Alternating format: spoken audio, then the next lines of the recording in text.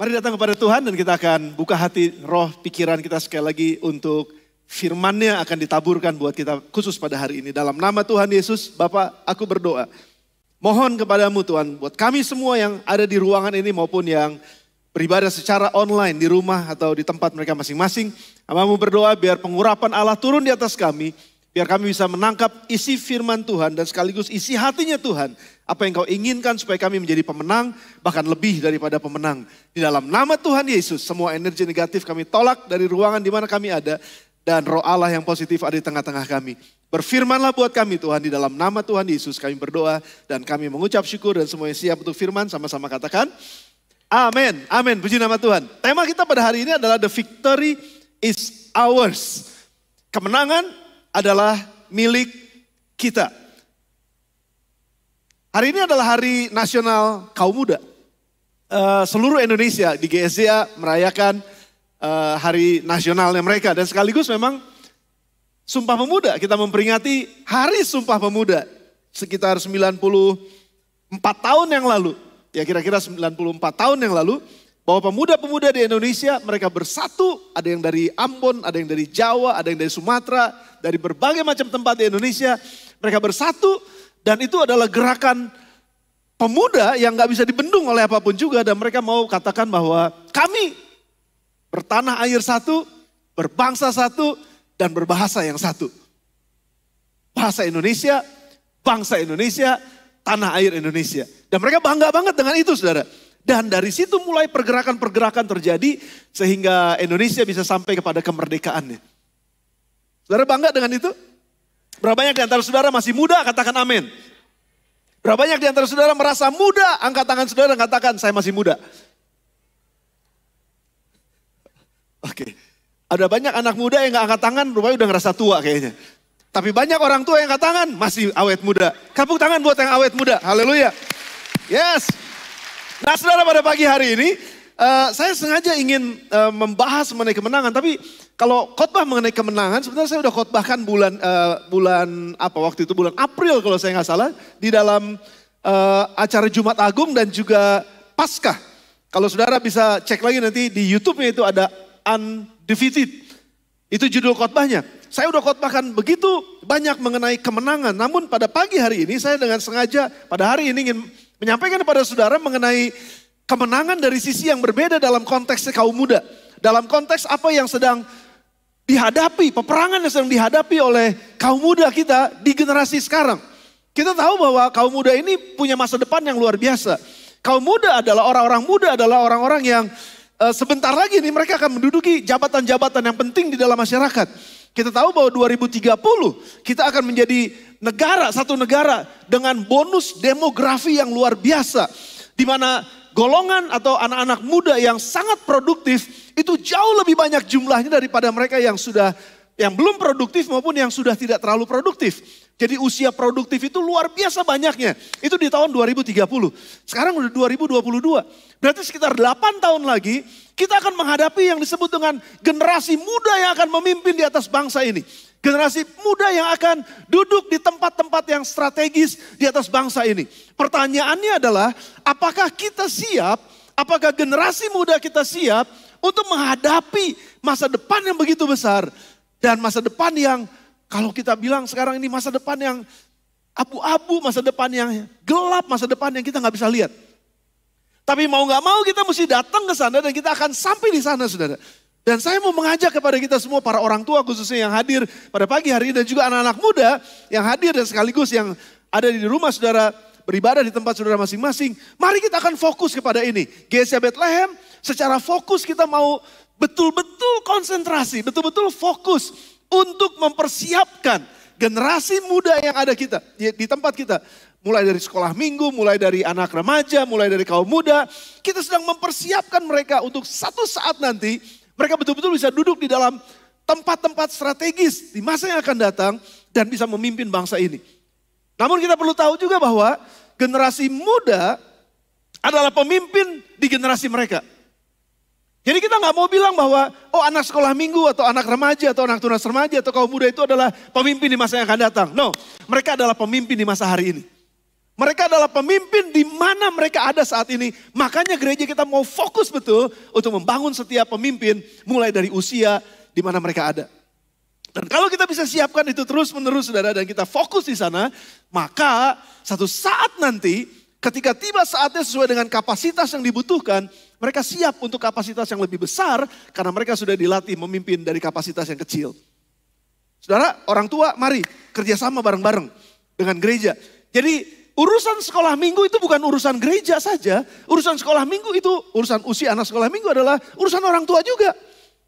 Jadi parent, orang tua. Parenting itu penting, kalau enggak orang jadi sinting. Ya itu sering disebutkan itu. Jadi parenting itu sangat penting. Mari semua yang dewasa muda khususnya yang punya anak-anak kecil, punya anak-anak remaja. Mari kita akan sama-sama bekerja sama dengan gereja. Dengan GC Bethlehem. Kita akan kerja sama untuk mempersiapkan mereka masa depan yang lebih besar ada di depan mereka. Dan kita adalah arsitek-arsiteknya yang Tuhan percayakan untuk membentuk mereka. Sudah bersama dengan saya? Yang bersama dengan saya katakan amin. Nah kalau kita mau dapatkan the victory is ours. Ya kemenangan itu adalah milik kita. Gak ada kemenangan tanpa peperangan. Gak ada kemenangan tanpa perjuangan. Atau gak ada kemenangan tanpa pertandingan yang dihadapi. Setiap atlet maunya menang. Tapi kalau dia mau menang, dia harus masuk dalam pertandingan.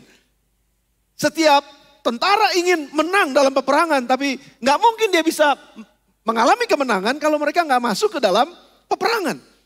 Jadi dalam kehidupan ini adalah bicara mengenai peperangan dan bicara mengenai pertandingan. Tapi pertanyaannya sekarang adalah siapa musuh terbesar kita di dalam pertandingan? Itu adalah pertanyaan penting yang perlu kita renungkan sama-sama pada pagi hari ini khususnya buat anak-anak muda. Siapa musuh terbesar dalam pertandingan kita? Saya memulai dengan perkataannya Paulus. 1 Korintus pasal yang ke-9 ayat yang ke-24 sampai dengan ayatnya yang ke-25. Mari kita baca bersama-sama saudara. Saudara yang ada di rumah juga siapkan catatan saudara dan boleh nanti mulai buatkan catatan-catatan. 1 Korintus 9 ayat 24. Tidak tahukah kamu bahwa dalam gelanggang pertandingan semua peserta turut berlari. Tetapi bahwa hanya satu orang saja yang mendapat hadiah. Karena itu larilah begitu rupa sehingga kamu memperolehnya. Ayat 25, tetapi tiap-tiap orang yang turut mengambil bagian dalam pertandingan menguasai dirinya dalam segala hal. Mereka berbuat demikian untuk memperoleh suatu mahkota yang fana. Tetapi kita untuk memperoleh suatu mahkota yang abadi. Nah saudara, Paulus menuliskan kepada kita bahwa hidup ini adalah seperti pertandingan. Dan semua orang bertanding dan kita juga ada di dalamnya. Betul ya saudara ya? Tadi Paulus katakan semua orang bertanding. Semua orang mau menang. Nah tujuan kita bertanding saudara seharusnya adalah menurut Paulus bukannya ngeliatin orang lain bertanding. Tujuan kita bertanding bukannya ngeliat bagaimana apa yang dipakai, sepatu apa yang dia pakai. Tujuan kita bertanding bukannya lihat, oh dia startnya mulai gimana ya, berdirinya seperti apa ya. Enggak, pertandingan kita itu adalah bagaimana kita bisa fokus ke depan, fokus untuk bisa menang dan memenangkan pertandingan, tapi bukan untuk memperhatikan bagaimana orang bertanding. Nah seringkali ada banyak orang yang dalam pertandingan itu kalah karena mereka memperhatikan orang di sekelilingnya bagaimana cara dia bertanding. Dan itu yang menyebabkan dia kalah, itu yang menyebabkan dia jadi ketinggalan. Itu yang menyebabkan dia jadi gak bisa melihat fokus jalannya ke depan saudara. Makanya kenapa Paulus katakan, betul kita ada di dalam gelanggang yang sama, ada banyak orang yang berbeda dengan kita, ada banyak orang yang bertanding bersama dengan kita, dan mungkin mereka juga beda-beda. Mungkin mereka juga pemikiran mereka beda, cara mereka beda, bisa jadi. Saudara kalau kita bertanding ya, lari maraton misalnya. Waktu kita coba lari maraton, terus kan ini banyak orang yang sudah mulai lari sama dengan kita kan saudara ya. Tapi kan fokus kita tetap kepada bagaimana saya bisa menyelesaikan maraton ini. Dan in the same time kita juga gak bisa menghalangi kalau ada orang yang mau berbuat curang. Kita gak bisa nebak bagaimana orang mungkin bisa menjatuhkan kita. Dalam sebuah pertandingan atau dalam sebuah pertarungan atau peperangan, kita juga gak bisa ngerti apa rencana orang kira-kira untuk membuat saya jadi kalah atau membuat mereka jadi menang. Kita gak bisa saudara. Tetapi yang bisa kita lakukan adalah fokus saja kepada apa yang sedang kita lakukan. Itu yang menurut Paulus. Fokus dan menguasai diri. Mungkin ada orang yang coba mengalihkan perhatian kita. Mungkin ada orang yang coba mengganggu konsentrasi kita. Supaya tujuannya adalah supaya kita kalah. Mungkin ada orang yang akan menjegal kita. Ada orang yang mungkin nipu kita dan lain sebagainya. Tetapi Paulus mengatakan atau mengingatkan kita bahwa kita harus bisa menguasai diri dalam segala hal.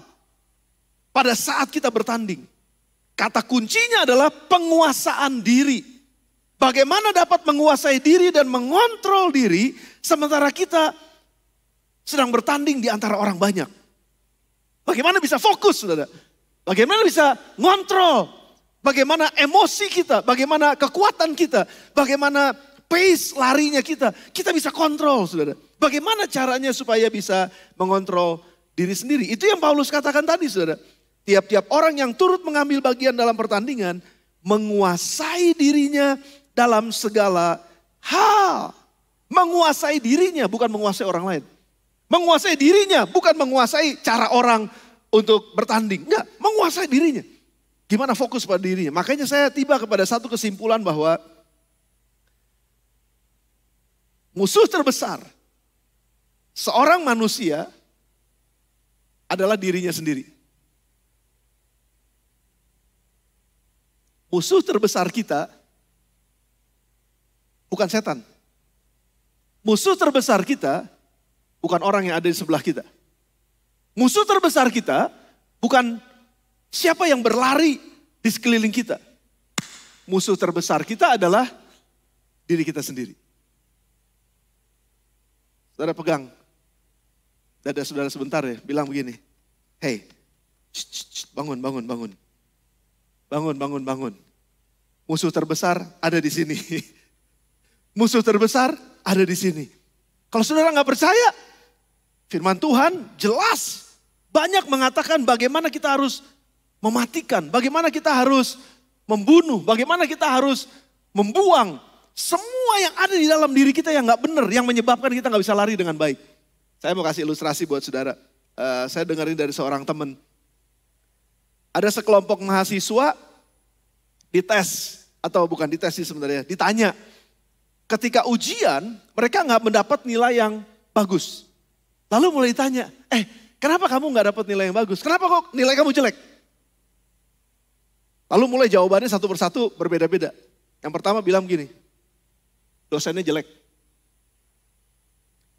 Loh, kok bisa iya dosennya nggak bisa ngajar dengan benar, nilai saya jadi jelek. Terus ada lagi yang ditanya satu mahasiswa, kenapa nilai kamu jelek? Ya karena memang kuliahnya kuliah yang susah banget. Textbooknya kurang. Jadi saya nggak bisa belajar banyak. Tanya lagi, kenapa kamu nilainya jelek? Ya habis gimana? Teman-teman saya juga semua sama kok jelek. Jadi ya nggak wajar lah kalau saya jelek. Teman-teman saya juga jelek, nggak ada yang bagus. Semuanya jelek. Saudara perhatikan ya, ada yang salah gak dari jawabannya? Wah mungkin aja benar dosennya nggak bisa ngajar dengan benar. Bisa jadi kan? Bisa jadi juga memang textbooknya kurang. Bisa jadi. Bisa jadi juga teman-teman yang lainnya memang gagal juga gitu. Bisa jadi sudah. Tapi ada satu yang kurang. Yang mereka lupa. Apa kira-kira sudah? Hah? Halo? Pertanyaannya adalah, seberapa besar usahamu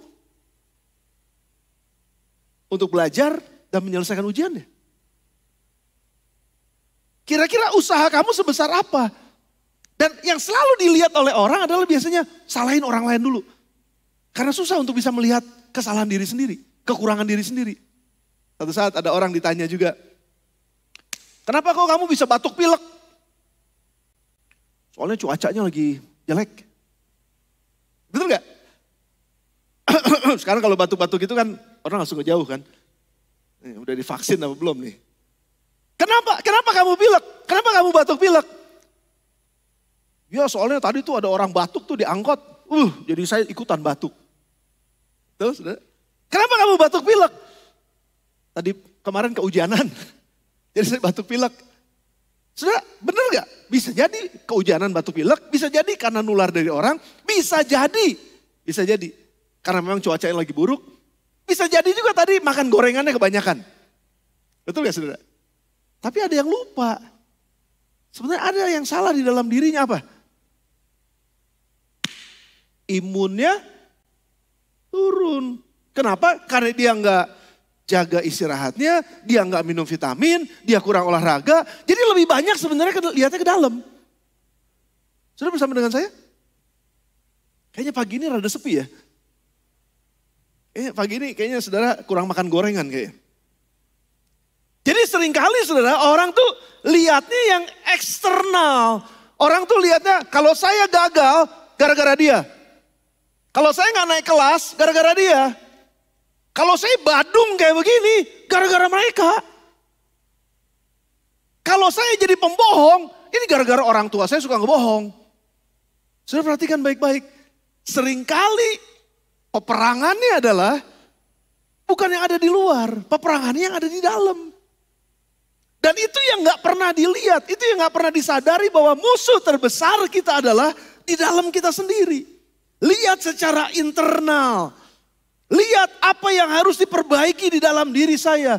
Introspeksi lihat, ini buat orang-orang muda pada pagi hari ini, yuk kita belajar sama-sama, jangan salahin orang, mulai introspeksi diri.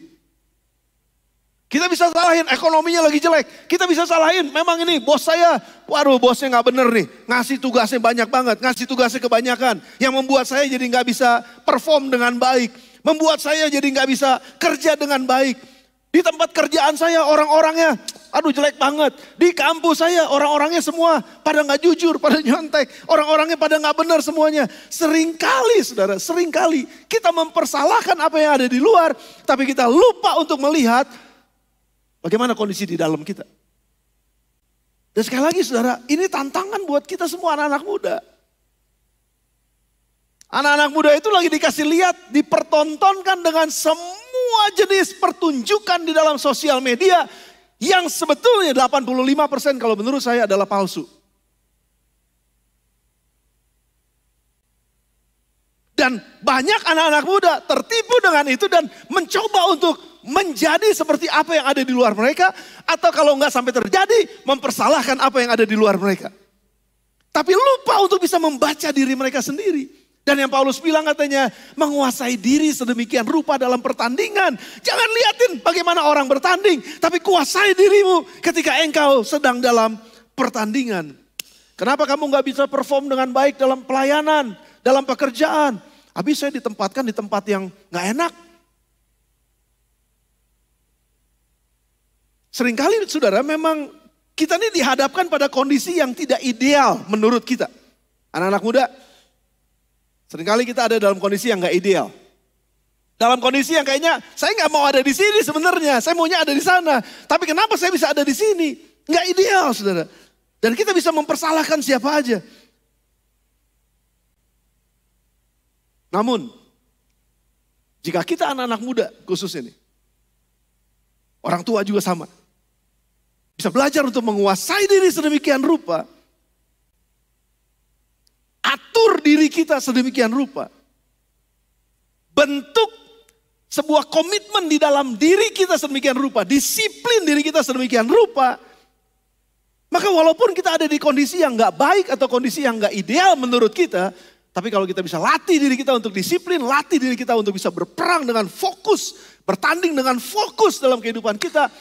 Lihat Tuhan sanggup mengubahkan segala sesuatu yang kurang baik menjadi baik buat kita. Itu yang Tuhan sedang lakukan. Lagi-lagi saya mau belajar dari Yusuf. Saya minta maaf nih, karena gak bisa pilihan lain. Ini adalah idola saya. Si Ucup.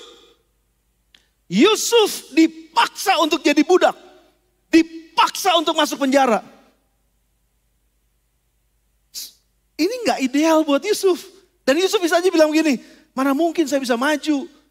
Oh saya jauh dari rumah, mana mungkin saya bisa maju. Saya gak punya resources, bagaimana saya bisa maju? Oh saya jadi budak, bagaimana saya bisa maju? Saya dihianatin, bagaimana mungkin saya bisa menang? Oh saya masuk penjara, saya difitnah, bagaimana saya bisa menang? Ada begitu banyak satu dan ribuan macam alasan yang bisa dibuat hanya untuk menutupi Kenapa saya gagal? Karena orang lain. Tapi sebetulnya nggak perlu kayak begitu, saudara. Kita lihat Yusuf. Ada banyak alasan untuk tokoh-tokoh dalam Alkitab itu bisa menyatakan bahwa mereka gagal atau mereka susah. Dan itu yang membuat mereka nggak bisa maju dalam kehidupannya. Coba kita lihat ya. Gideon. Seorang yang katanya dari suku yang paling kecil di Israel. Dia bisa aja bilang, saya nggak bisa apa-apa, saya dari suku yang paling kecil. Tapi Tuhan pilih Gideon dan akhirnya Gideon bisa membawa Israel pada kemenangan. Salah satu hakim yang luar biasa. Siapa lagi? Daud. Anak yang kayaknya paling kecil terus dilupain sama orang tuanya. Sementara semua saudara-saudara dipanggil oleh papanya Isai lalu menghadap Nabi Samuel untuk diurapi menjadi salah satu orang raja Israel. Dan semua saudara-saudaranya udah line up dan mereka semua wah diliatin di terawang gitu. Tapi gak ada, Daud dilupain, papanya lupa. Sampai harus ditanya, ini semua anakmu Isai kata Samuel. Oh iya masih ada satu lagi. Daud bisa punya alasan, dia gak bisa maju. Oh orang tuanya aja lupa sama dia. Punya alasan saudara, berbagai macam alasan. Apa yang dunia lakukan di sekitar kita, itu bisa menjadi alasan buat kita untuk gak bisa menang dalam peperangan.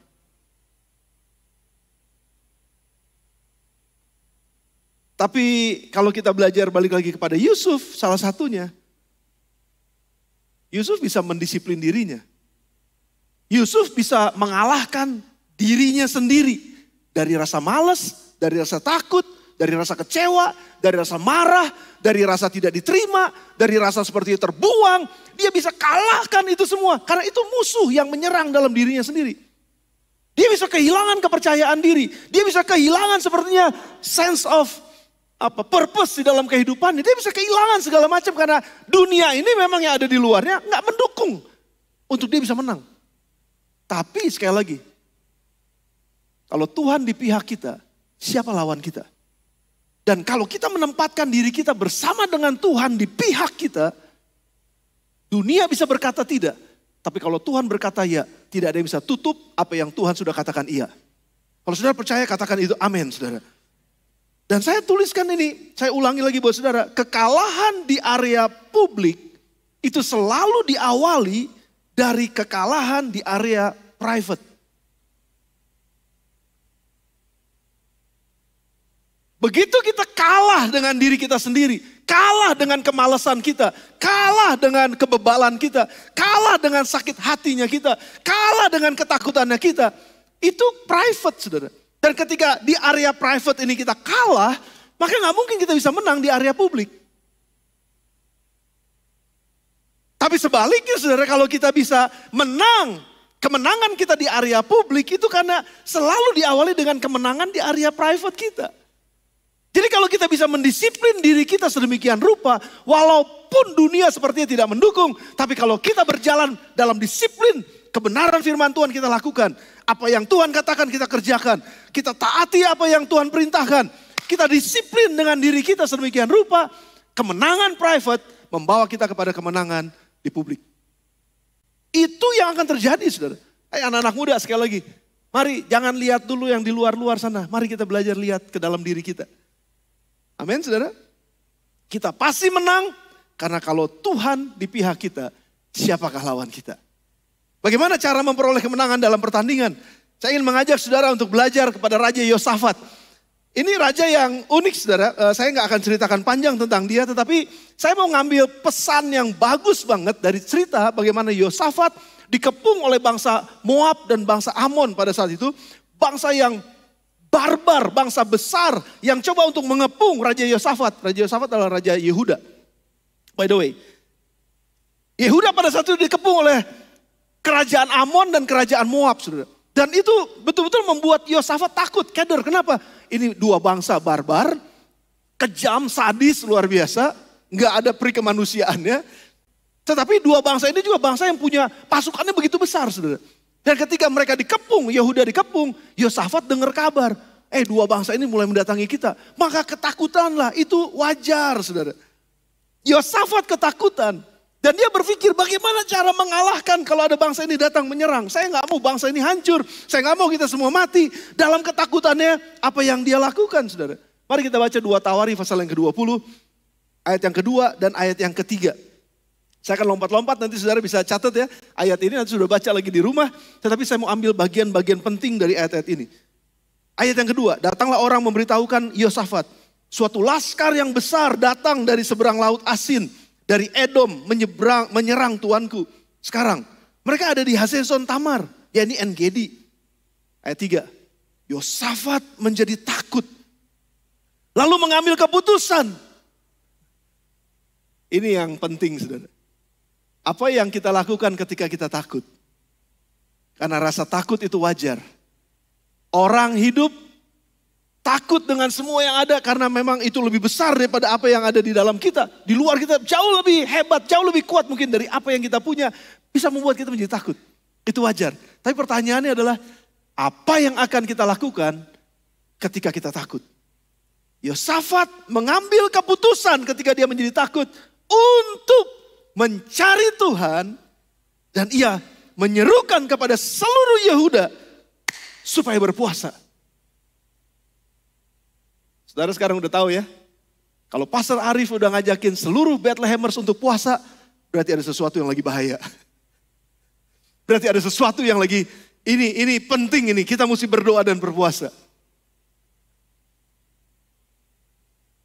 Tapi hidup ini kan perjuangan saudara. Jadi kalau saya ajak saudara doa dan puasa, bukan selalu ada masalah sih.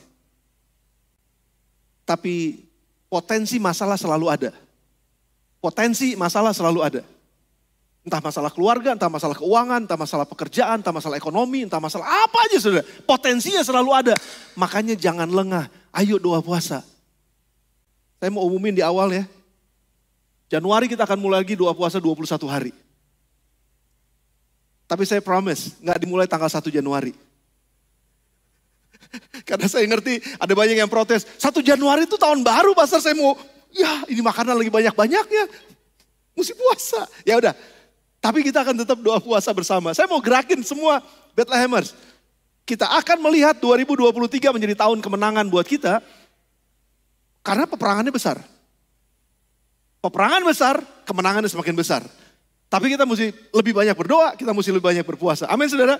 Ketika Yosafat menjadi takut, dia mengambil keputusan untuk mencari Tuhan. Ia menyerukan kepada seluruh Yehuda supaya berpuasa. Lalu berlututlah Yosafat dengan mukanya ke tanah. Seluruh Yehuda dan penduduk Yerusalem pun sujud. Tanda menyembah, tanda menyerah. Tanda gak bisa lakukan apapun. Berserah sepenuhnya kepada Tuhan. Di hadapan Tuhan dan menyembah kepadanya. Kemudian orang Lewi dari Bani Kehat, dari Bani Korah bangkit berdiri untuk menyanyikan puji-pujian bagi Tuhan Allah Israel dengan suara yang sangat nyaring. Heran saudara, menghadapi peperangan tapi nyanyi, menghadapi peperangan tapi memuji Tuhan. Ayat 20, keesokan harinya pagi-pagi mereka maju menuju padang gurun Tekoa. Ketika mereka hendak berangkat, berdirilah Yosafat raja ini dan berkata, "Hai, dengar Yehuda dan penduduk Yerusalem, percayalah kepada Tuhan Allahmu dan kamu akan tetap teguh. Dan percayalah kepada nabi-nabinya dan kamu akan berhasil." Saudara, Yosafat takut. Dan dia memutuskan mencari Tuhan. Dan ketika dia mencari Tuhan, dia mendapatkan jawaban dari Tuhan. Bukan jawaban kemenangan dalam peperangan, belum. Tapi paling enggak menang di dalam dirinya sendiri. Menang terhadap ketakutannya. Menang terhadap kegentarannya. Menang terhadap pikiran-pikiran negatif yang mungkin membuat dia jadi takut. Yang itu belum terjadi, kekhawatiran sesuatu yang ditakuti tapi belum terjadi di depan. Itu yang membuat dia takut. Dia mencari Tuhan dan ketika dia mencari Tuhan, dia mendapatkan jawaban dari Tuhan. Sekali lagi, bukan kemenangan dalam peperangan, tapi kemenangan di dalam dirinya. Itu pertama kemenangan yang terbesar, saudara. Sebelum kita menghadapi masalah kita, menang dulu dalam diri kita. Sebelum kita menghadapi masa depan yang gurem, yang kita nggak ngerti apa, menang dulu dalam diri kita. Itu penting, dan untuk menang dalam diri, cari Tuhan. Dan dia dapatkan jawabannya. Ini yang dia katakan, percayalah kepada Tuhan Allahmu, dan kamu akan tetap teguh. Dia bicara kepada umat Tuhan, tapi itu sudah bicara terlebih dahulu kepada dirinya. Percayalah kepada Tuhan Allahmu, dan akan tetap teguh. By the way, kalau saudara nggak ngerti au itu adalah bahasa sayangnya Arif. Percayalah kepada Tuhan Allahmu, hai Arif, dan kamu akan tetap teguh. Dia udah bicara ini buat saya, dan saya mau katakan ini buat saudara pada pagi hari ini. Hai anak-anak muda khususnya, percayalah kepada Tuhan Allahmu, dan kamu akan tetap teguh. Saya udah cari Tuhan dalam ketakutan saya, dan saya bilang percayalah kepada nabi-nabinya. Dan kamu akan berhasil. Hai Arif, kamu akan berhasil. Dan saya ngomong pagi ini pada anak-anak muda tempat ini khususnya. Dan juga pada semua orang yang mendengarkan. Percayalah kepada nabi-nabinya dan kamu akan berhasil. Nah saya mau saudara melihat ayat 21 ini. Bagaimana percaya kepada Tuhan. Diterjemahkan dalam ayat 21. Setelah ia berunding dengan rakyat, ia mengangkat orang-orang yang akan menyanyi nyanyian untuk Tuhan.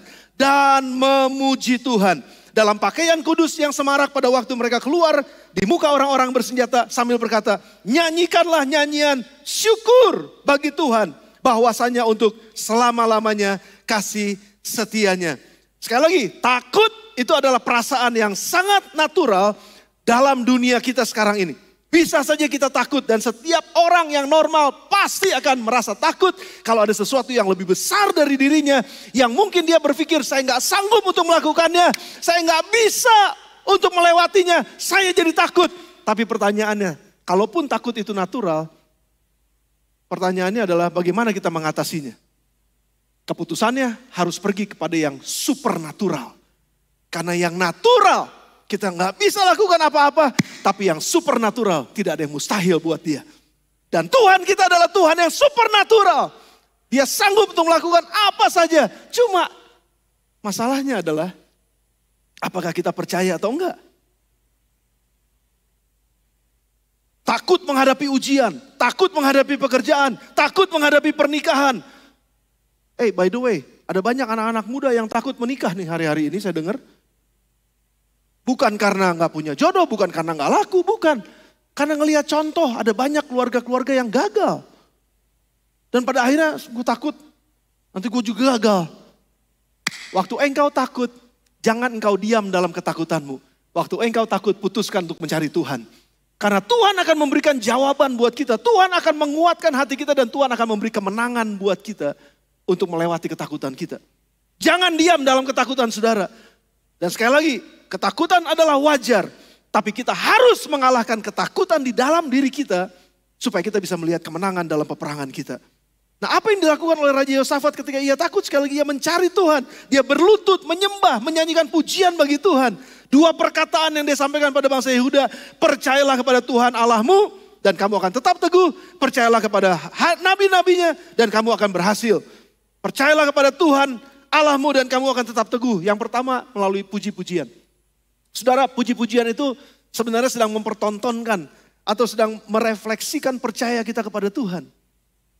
Puji-pujian, apa yang terjadi dalam puji-pujian? Saya bahas sebentar ini buat saudara. Dalam puji-pujian ada kuasa. Matius 21 ayat yang ke-16 katakan, lalu mereka berkata kepadanya, saudara ingat waktu itu Yesus disembah-sembah, dipuji-puji sama anak-anak kecil. Hosana, Hosana, kata anak-anak semua pada nyanyi, Hosana, Hosana.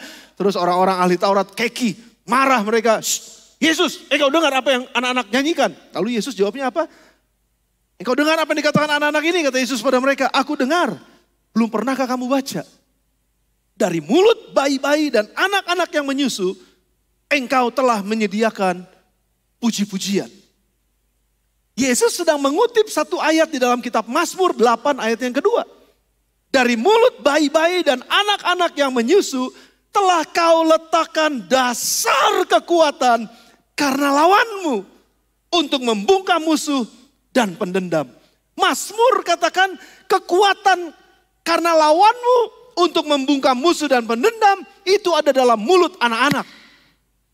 Jadi sejak kita kecil, sejak kita dilahirkan, Tuhan sudah menaruh di dalam mulut kita kuasa untuk meredam, kuasa untuk membungkam, kuasa untuk mengalahkan musuh dan mendendam. Dan kuasa itu, kekuatan itu ditaruh dalam mulut kita dan Yesus terjemahkan sebagai puji-pujian. Sudah bersama dengan saya? Makanya kenapa gereja kita ini suka banget puji-pujian. Kita menyanyikan pujian. New Life ciptakan lagu. Bahkan sampai New Life Kids kemarin mereka sudah punya lagu mereka sendiri. Tapi kita juga suka memuji Tuhan. Ada banyak lagu-lagu yang ada di luar sana yang bagus-bagus. Nyanyikan itu saudara. Nyanyikan lagu-lagu New Life yang ada. Nyanyikan lagu-lagu dari gereja yang lain. Nggak peduli dari gereja mana. Tapi kalau lagu-lagu itu menguatkan kita, itu adalah sumber kemenangan buat kita. Dalam mulut kita ada pujian. Dan dalam puji-pujian itulah ada kekuatan Tuhan yang akan mengalir dalam kehidupan kita. Mari kita latih diri kita untuk memperkatakan kata-kata pujian. Bukan kata-kata kutuk. Saya catat beberapa hal nih saudara. Latih diri kita untuk mengeluarkan perkataan baik dan benar. Secara lisan maupun secara tulisan. Termasuk di sosmed. Sosial media. Apa yang saudara tulis di sosial media? Pujian atau kutukan? Orang tua, apa yang kau katakan dalam mulutmu tentang anak-anakmu? Itu akan sangat menentukan kemenangan dari anak-anak kita. Paulus menasihatkan kita untuk berkata-kata seorang kepada yang lain dengan mazmur, kidung pujian, nyanyian rohani dalam Efesus pasal yang kelima. Paulus katakan itu, hendaklah kalian berkata-kata dalam mazmur, pujian. Jadi bukan berarti gini, kalau saya ngobrol sama istri saya, engkaulah Epi. Ngobrolnya begitu dalam pujian. Bukan itu saudara. Maksudnya apa? Kita gak mungkin ngomong kutuk ketika kita menyembah Tuhan. Betul saudara? Tapi kita menaikkan pujian, ucapan syukur kita. Kebesaran Tuhan yang luar biasa. Itu membangkitkan iman kita. Menangkan peperangan dengan kata-kata kita. Tahan diri kita ketika dihadapkan pada gosip. Tahan, jangan duduk di sana. Saudara setuju dengan saya? Tahan diri kita ketika ada hoax yang menyebar. Tahan untuk enggak forward.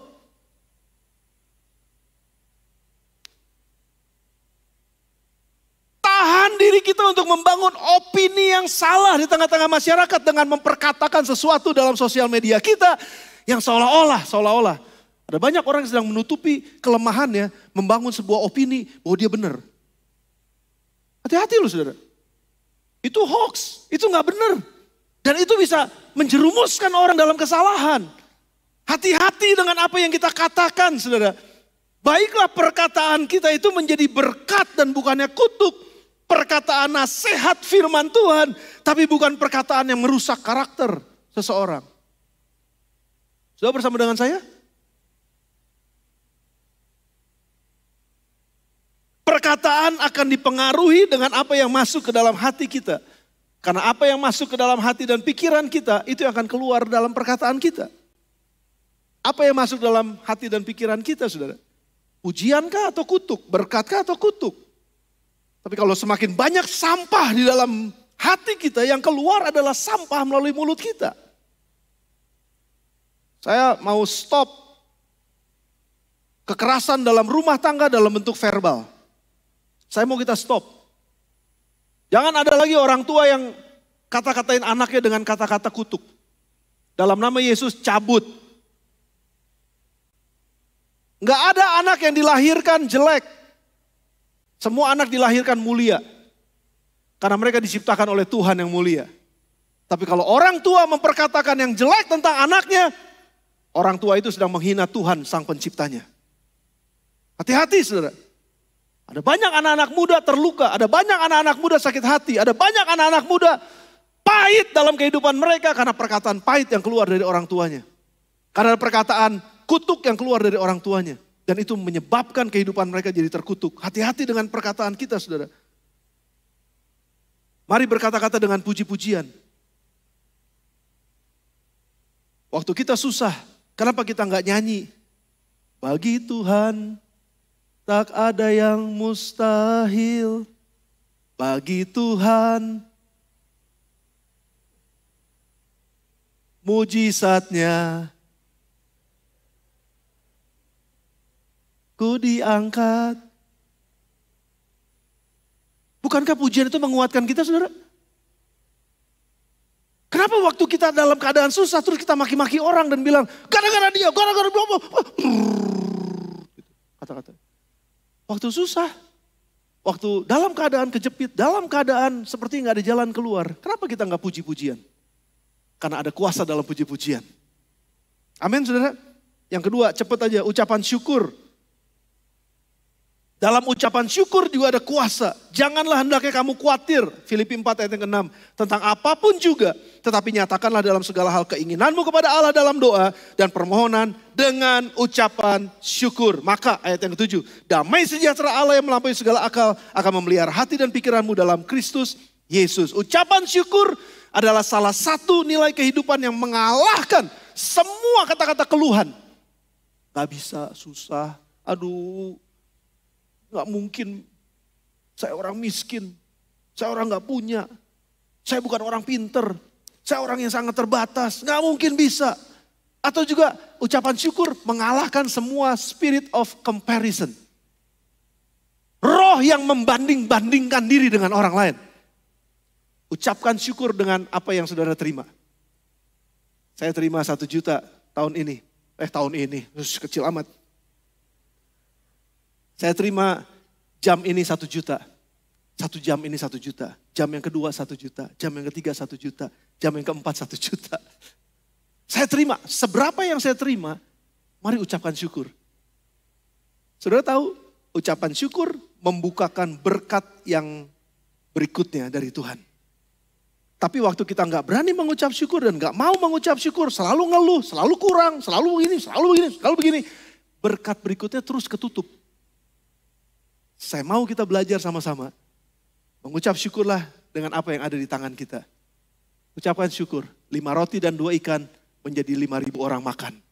Bahkan sisa 12 bakul. Yes. Mengucap syukurlah. Karena mengucap syukur mengalahkan sekali lagi semua spirit of comparison. Spirit yang gak rasa puas. Ucap syukur. Karena itu kemenangan kita ketika kita mengucap syukur. Roma 8 ayat 28. Kita tahu sekarang bahwa Allah turut bekerja dalam segala sesuatu untuk mendatangkan kebaikan bagi mereka yang mengasihi Dia, yaitu bagi mereka yang terpanggil sesuai dengan rencana Allah. Saudara masih bersama dengan saya? Kasih saya waktu sedikit lagi. Boleh? Setuju? Kayaknya banyak yang setuju ya. Setuju? Oke.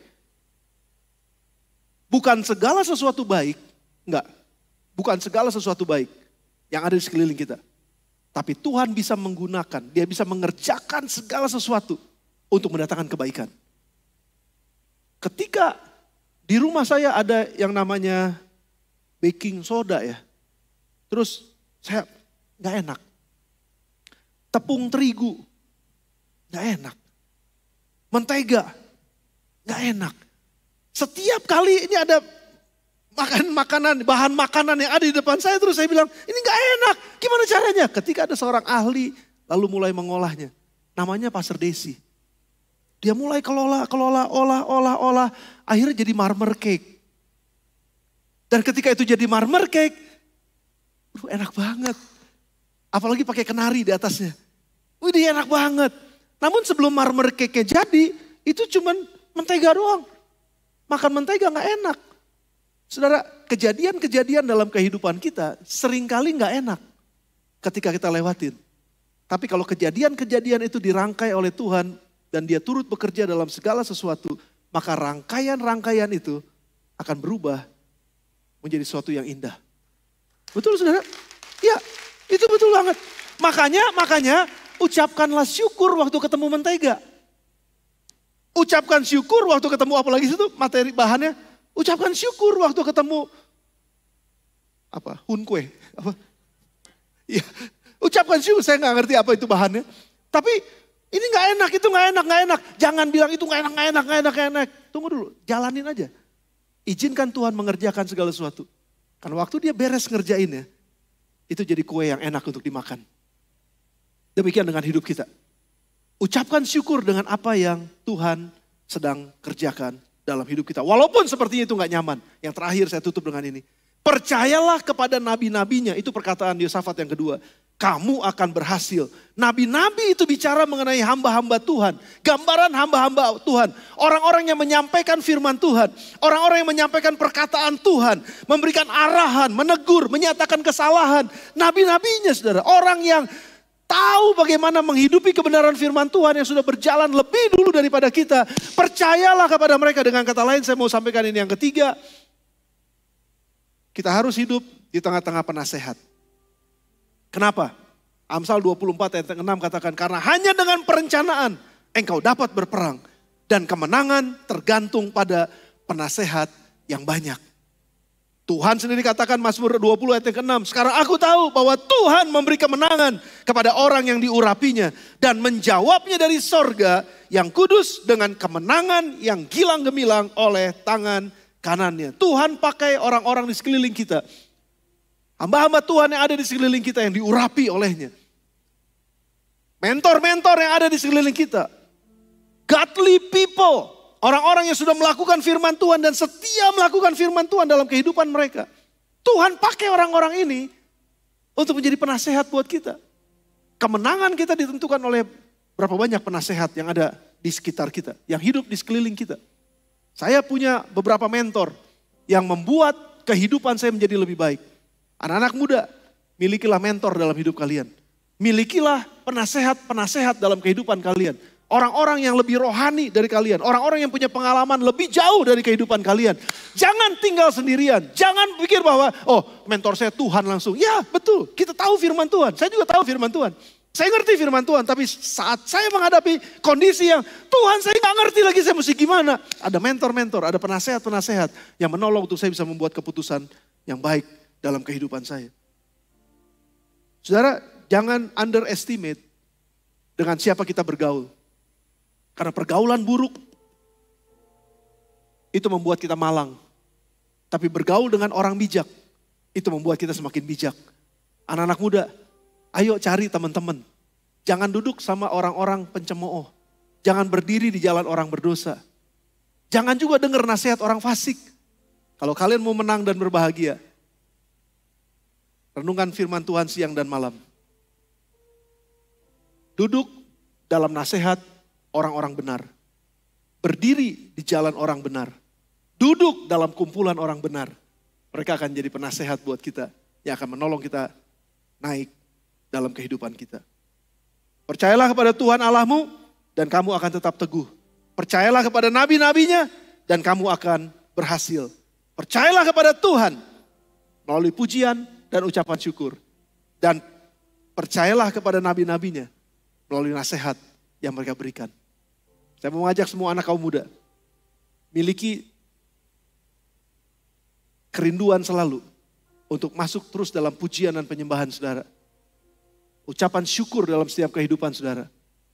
Dan hidup di tengah-tengah penasehat yang akan menolong dan membimbing saudara. Tundukkan kepala kita sebentar dan kita akan datang kepada Tuhan. Terima kasih Tuhan Yesus. Terima kasih. Terima kasih Tuhan. Terima kasih buat kebenaran-Mu Tuhan. Terima kasih. Kami percaya bahwa setiap kehidupan kami sudah ditetapkan oleh Tuhan sebagai pemenang. Because the victory is ours. Kemenangan itu adalah milik kami. Dan kami mau mulai hidup sesuai dengan apa yang Tuhan ajarkan pada hari ini. Menang terhadap diri kami sendiri. Melalui pujian, ucapan syukur, dan hidup dikelilingi oleh banyak penasehat.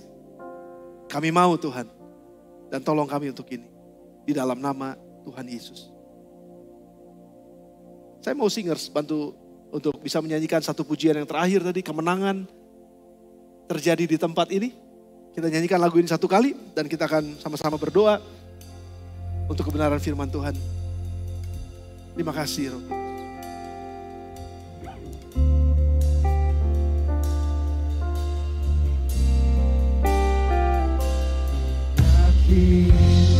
Kau hadir di sini.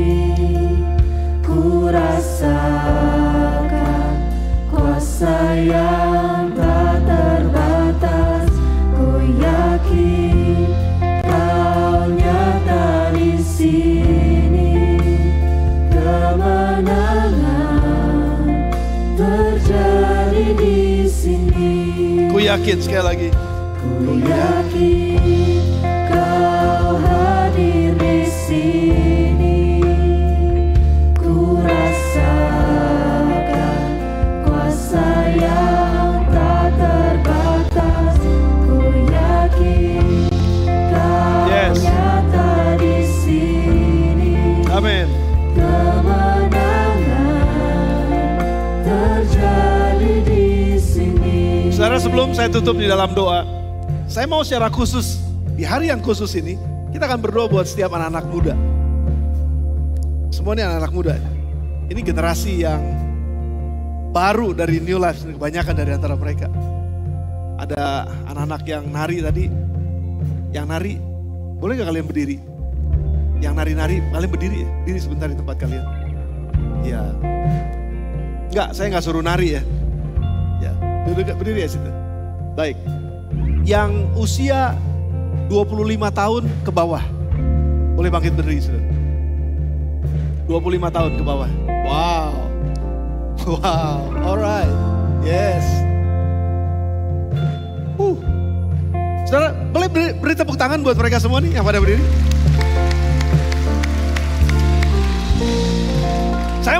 Saya mau kita berdoa. Yang duduk berarti udah lebih tua ya. Saya nggak bilang tua ya, lebih tua. Dan yang lebih tua adalah orang-orang yang sudah mengalami Tuhan lebih banyak. Atau yang lebih tua udah mengalami banyak pergumulan dalam kehidupan dan bisa melewatinya dengan menang, dengan selamat. Dan saya mau kita yang, saya berdiri sendiri ya, saya masih muda, sudah bisa doain juga buat saya. Saya mau kita akan berdoa buat mereka yang pada berdiri ini saudara. Yang pada duduk, yang masih pada duduk, Orang-orang yang masih duduk, saudara berarti ada di atas 25 tahun, mulai doakan mereka dan kita akan sama-sama arahkan tangan kita buat mereka. Yang dekat-dekat aja saudara boleh, kalau saudara duduk di tempat yang mereka yang sudah berdiri, sudah bisa tumpangan tangan buat mereka. Dan kalian juga akan didoakan, oke? Kalian semua akan didoakan. Dan ini doa kita saudara, ini doa kita. Supaya mereka ditaruh oleh Tuhan puji-pujian di dalam mulut mereka. Sehingga mereka nggak jadi orang-orang anak muda yang gampang keluar kata-kata kotor. Enggak. Mereka bukan orang muda yang berkata-kata negatif. Enggak. Mereka akan memperkatakan kata-kata yang positif. Amin saudara. Kita setuju dengan itu ya. Dan mereka juga adalah orang-orang yang bisa mengucap syukur. Bisa mengucap syukur. Temennya satu punya iPhone baru, mereka nggak bilang gini, ya gue juga mau dong gitu enggak. Wah bagus kamu punya iPhone baru, diberkatilah kamu. Gak sirik, gak iri, gak banding-bandingkan diri sama orang. Mereka punya ucapan syukur di dalam hidup mereka. Dan yang terakhir, mereka akan punya mentor-mentor dalam hidup mereka yang akan menolong hidup mereka naik lebih tinggi dari tempat mereka hari ini.